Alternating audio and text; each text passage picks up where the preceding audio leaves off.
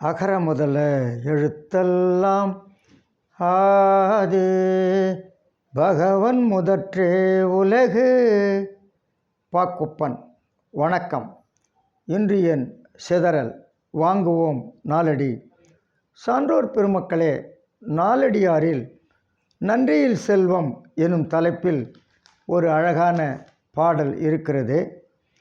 ஓதியும் ஓதார் உணர்விலார், ஓதாதும் ஓதி அணையார் உணர்வுடையார், தூய்தாக நல்கூர்ந்தும் செல்வர் இரவாதார், செல்வரும் நல்கூர்ந்தார் ஈயார் எனின். நாலடியார்.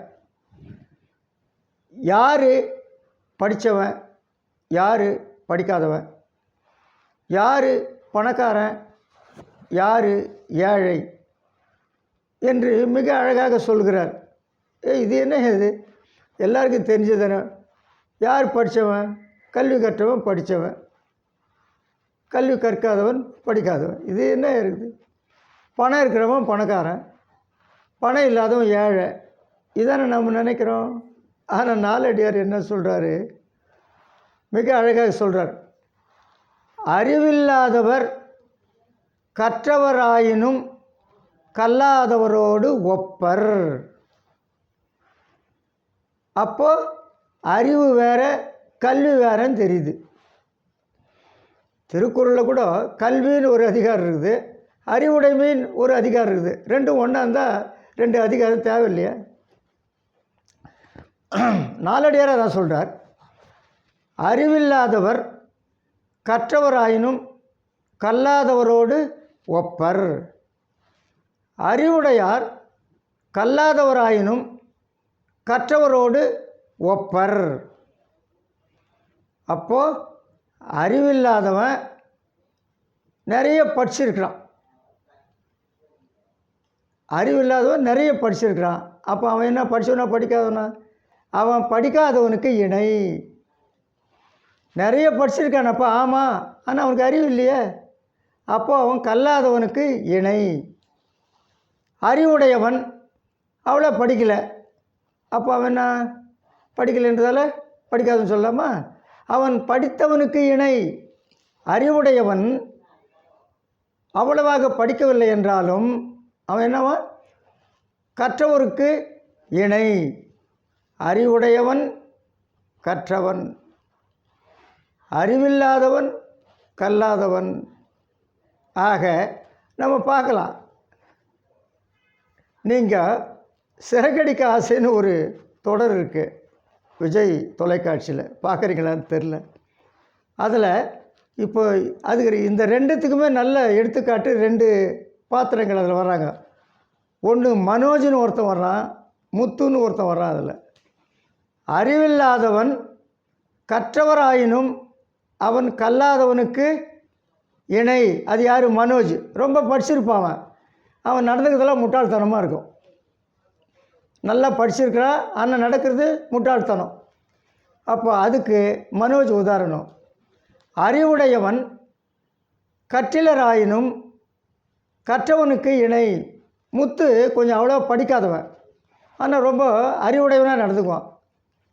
அப்போது இந்த பாத்திரம், முத்து என்கிற பாத்திரம், இதற்கு இணை. அறிவுடையவன் கல்லாதவனாயினும் கற்றவருக்கு இணை. முத்து சிறகடிக்க ஆசையில். அது பார்க்குறீங்களான்னு தெரியல.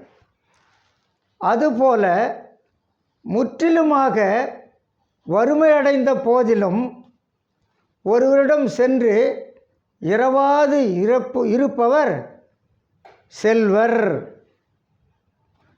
சாப்பாட்டுக்கே கஷ்டம், சாப்பிட்டு 2 நாள் ஆச்சு, வறுமை, ஏழ்மை. யாருக்குன்னா போய் ஐயோ எனக்கு சாப்பாட்டுக்கு இல்லை கேட்கலாம்ல? கேட்க மாட்டான்.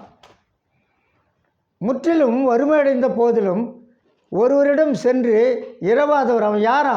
அவன் தான் பணக்காரனான். நாம் என்ன நினைக்கிறோம்? பணம் வச்சுங்கிறது தானே பணக்காரன் அப்படின்னு நினைக்கிறோம். ஆனால் அவன் நாலடியார் சொல்கிறாரு, பணம் இல்லாமல் ஏழ்மையில் இருக்கிறான் 2 நாளாக பட்டினியாக இருக்கிறான்.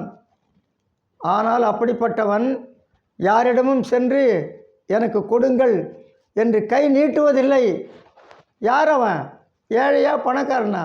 நாம் என்ன சொல்லுவோம்? சாப்பிடலப்பா, அப்போ ஏழைன்னு சொல்லுவோம். ஆனால் நாலடியார் சொல்கிறார், முற்றிலுமாக வறுமையடைந்த போதிலும் ஒருவரிடம் சென்று இரவாதவன் ஐயோ கொடுப்பான்னு கேட்காதவன் அவன்தான் பணக்காரன், அவன்தான் பணக்காரன், அவன்தான் செல்வர். நாலடியார். நாம் என்ன நினைக்கிறோமோ அதுக்கு நேர் மாறாக. ஆக பணம் இல்லை, அவன் ஏழைந்தான் சொல்லணும். ஆனால் அவன்கிட்ட ஒரு நல்ல குணம் இருக்குது. இன்னொருத்தர்கிட்ட போய் கொடு என்று கேட்காதவன் அவன்தான் பணக்காரன். இறந்தவர்க்கு ஒன்று கொடுக்காதவன் பணக்காரனாக இருந்தாலும் அவன்தான் ஏழை. கோடி கோடியாக பணம் இருக்க, ஐயா ஒரு 10 ரூபா கொடுங்கய்யா, தேநீர் குடிக்கலான்னு இருக்கிற, போடா யார்கிட்ட வந்து கேட்குறேன், கிடையாது போ.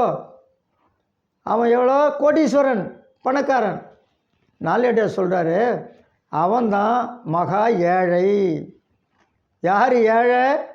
பணம் கோடி கோடியாக வச்சுன்னு இறப்பவர்களுக்கு எனக்கு கொடுன்னு வறியவர்களுக்கு, இறப்பவர்களுக்கு, கெஞ்சி கேட்பவர்களுக்கு கொடுக்காமல் இருக்கிறானே. யார்? பணம் வைத்திருந்து கொடுக்காமல் இருக்கிறானே. அவன் பணம் வைத்திருந்தாலும் பிறருக்கு கொடுக்காதவன், உதவாதவன், அவன்தான் பரம ஏழை. பார்த்தீங்களா? நாம் என்ன நினைக்கிறோம், நாலடியார் என்ன நினைக்கிறார்? ஆக என்ன, பிறருக்கு கொடுப்பவன் பணக்காரன், பிறரிடம் போய் கேட்காமல் இருக்கிறவன் பிறருக்கு கொடுப்பவன் பணக்காரன், பிறரிடம் போய் எனக்கு கொடு என்று கேட்காமல் இருப்பவன் ஏழையாக இருந்தாலும் அவன் பணக்காரன். கொடுக்கணும். ஈயாதவன் ஏழை.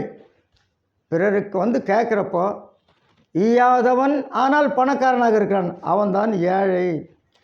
ஆக நாம் பிறருக்கு கொடுக்க வேண்டும், கொடுக்க வேண்டும். அப்பொழுதுதான் இந்த உலகம் நம்மை பணக்காரன் என்று சொல்லும். அப்போது இரவாதவர், வறுமையிலும் இரவாமல் இருப்பவர்கள் செல்வரே. இரவாதவர் வறியராயினும் செல்வரே, ஈயாதவர் செல்வராயினும் அவர் வறியரே. இரவாதவர் யாரே போய் பிறகிட்ட போய் கேட்காதவன், ஏழ்மையில் இருந்தாலும் அவன்தான் பணக்காரன். கொடுக்காதவன் அவன்தான் ஏழை, ஆனால் அவன் பணக்காரன். ஈயாதவர் செல்வராயினும் வறியரே. ஆக நாம் பிறருக்கு கொடுத்து பணக்காரர்களாக இருப்போமா? பிறரிடம் போய் கேட்காமல் பணக்காரர்களாக இருப்போமா? நன்றி, வணக்கம்.